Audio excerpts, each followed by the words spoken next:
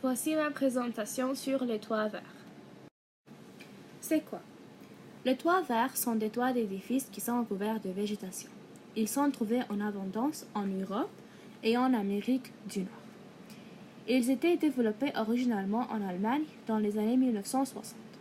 Et aussi en Amérique du Nord, ils étaient développés dans les années 1999.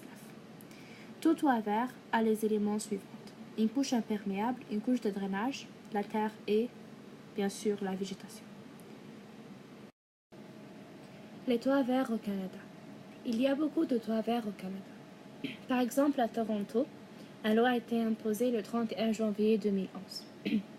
Cette loi impose aux tout bâtiments industriels de végétaliser 10% de leur toit.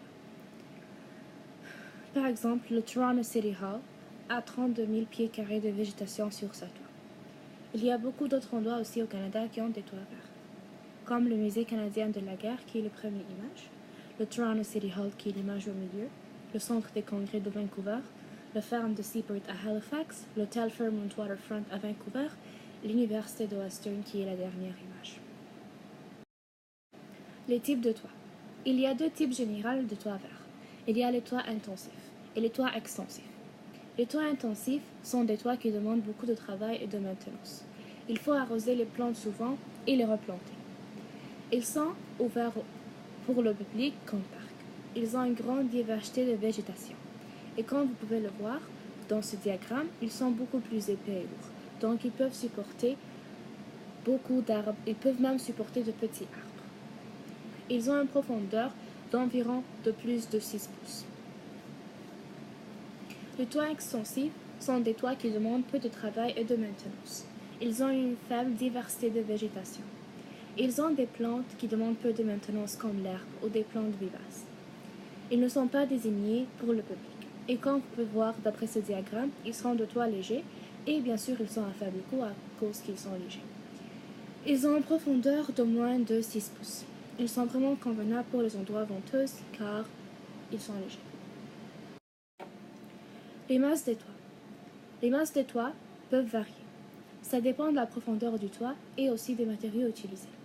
Cependant, il faut mettre toujours en considération la masse du toit quand il y a de l'eau. Parce que quand il y a de l'eau, le toit est beaucoup plus lourd que la normale. Les toits extensifs pèsent d'environ de 6 à 50 livres par pied carré et les toits intensifs qui sont beaucoup plus lourds pèsent de 50 à 150 livres par pied carré. Voici un exemple de toit extensif qui a une profondeur de 3 pouces et il pèse 6,75 livres par pied carré.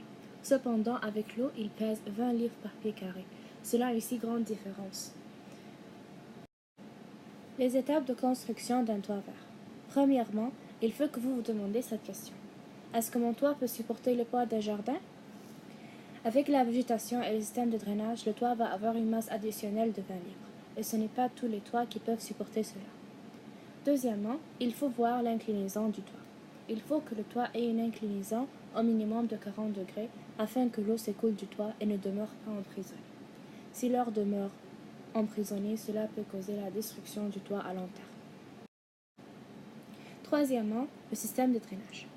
Il faut que vous vous assurez que le système de drainage est adéquat. Il faut placer les tuyaux de drainage tout autour du toit.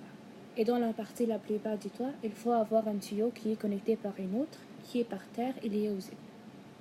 Quatrièmement, il faut mettre le filtre et la couche imperméable à l'eau. Le filtre sert à filtrer l'eau de pluie et la couche imperméable à l'eau sert à protéger le toit original. Cinquièmement, il faut mettre des matériaux qui vont retenir la terre et l'eau. On ne peut pas justement mettre la terre comme ça, il faut mettre quelque chose pour la retenir. Les roches, comme les pierres ponces, la tourbe, l'argile ou le paillis sont les matériaux qui sont couramment utilisés. Sixièmement, il faut mettre le substrat végétal. Cependant, il ne faut pas utiliser la terre normale des jardins, car c'est trop lourd pour un toit vert. Il faut utiliser quelque chose de plus léger.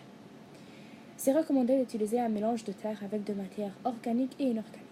Cette terre est normalement composée de chales, qui sont des roches sédimentaires, de perlites, qui sont des glaces volcaniques, et d'humus, de tourbe. Septièmement et dernièrement, il faut ajouter des plantes.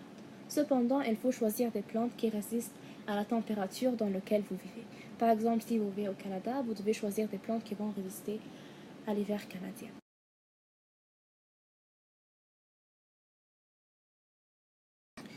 Le coût du toit. Le coût du toit peut varier selon le type de toit, sa profondeur et les matériaux utilisés. Cependant, par pied carré, un toit peut coûter de 10 à 40 dollars. Cela est pour tous matériaux sauf les couches imperméables. Pour les couches imperméables, ça coûte 6 dollars par pied carré.